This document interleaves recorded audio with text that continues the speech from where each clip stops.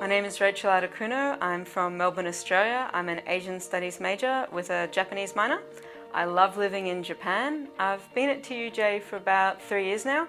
I found out about TUJ in a really funny way actually. I was on my 5th trip in Japan as a tourist and I was showing around my mum because she'd never been to Japan before. We're actually in Kyoto at Nijijo and at the top of the sort of observatory tower that they have there. And we were sitting there and she was actually nagging me about going back to university in Australia, and I thought that just sounded like the worst idea ever because I really wanted to move to Japan and I didn't want to be tied down by 3 years of university. As we were leaving the castle grounds, we actually bumped into this young woman that wanted us to take her photo. And this woman happened to be an American, and so my mum was so thrilled that she could talk to someone in English. And so she started asking this woman, where are you from? What are you doing here? Are you a tourist? All that sort of thing. And the woman was actually a TUJ student here for just the 1 semester. She told my mum about this American university in Tokyo, and my mum was just, nudging me in the side this whole time, listen to what she's saying. Look, you can study in Japan, you can get your degree and live in Japan. And actually, once I found out about Temple, I applied as soon as we got back to Australia. I chose TUJ because it was my golden ticket into Japan. I'd always wanted to live in Japan, but I didn't know at the time that you actually needed a degree to be able to get a working visa. And so once I discovered that, and then discovered that there was a university that would give me a degree and teach me in English in Japan, I was sold. I was just over the moon. The thing I like most about TUJ is obviously the fact that it's in Japan. I mean, I love Japan, I've always wanted to live here, and the fact that it's in Tokyo is so perfect. The other thing about TUJ is that it is a small school, so the teachers, the staff, they all know you and they get to sort of be involved in your progress and in your well-being, and I think that's a really nice feeling. I'm studying Asian Studies because apart from loving Japan, I also am very interested about Asia in general.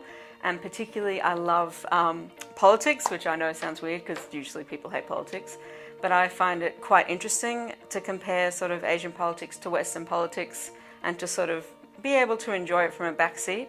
But of course, my real motivation for Asian Studies is that I love Japan. I've loved Japan since I was a kid. My love for Japan has just increased the more I visited it, and certainly since I've been living here the last 3 years, it's pretty much proven to me that this is where I belong. So I think it's important to study Asian Studies so that I sort of have an understanding of Japan's history and also the history of its neighbours in the area. Temple University prepares you for is life at work. I mean, I'm a bit older than the regular student, I'm already 28, so I've already worked a lot in my life. No one at work is going to come and ask you for that assignment if it's overdue. You're just going to get sacked very quickly. So university is the same. The teachers don't care if you don't hand in your homework. You're just going to lose the marks. No one's going to be bugging you for it or asking you. It's about learning to be responsible for yourself and making sure that you give yourself enough time and, prepare to be able to do the assignments in the correct way. I think the 2 most memorable experiences I have is one, the first time I got to carve a pumpkin, because as an Australian we get to see all this Halloween culture in American TV shows and dramas and such, but we don't really celebrate Halloween in Australia, so I'd never gotten to carve a pumpkin, and that was really fun because my friends and I made a Totoro pumpkin, and so it was really super cute. My second great experience at TUJ was taking a Japanese communications and culture class, and we actually had to write an essay about the Japanese language, and we could choose sort of any topic we want. And I chose the topic of how not knowing Japanese can actually hinder understanding characters in translated manga. And I got a very good mark and my teacher was really impressed with it. But it was just so fun to actually be able to write that essay.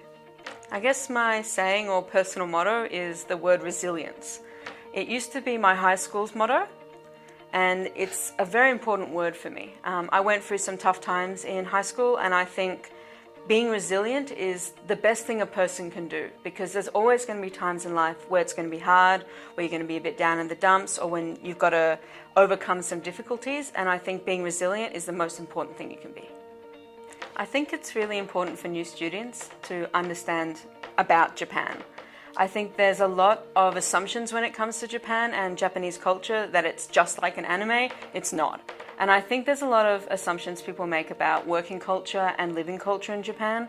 It can be really isolating compared to living in, say, Australia or America, where often you live with people. In Japan, you often live alone. And although I love that and it works really well for me, I think people need to consider the kind of life that they're signing up for when they move to Japan.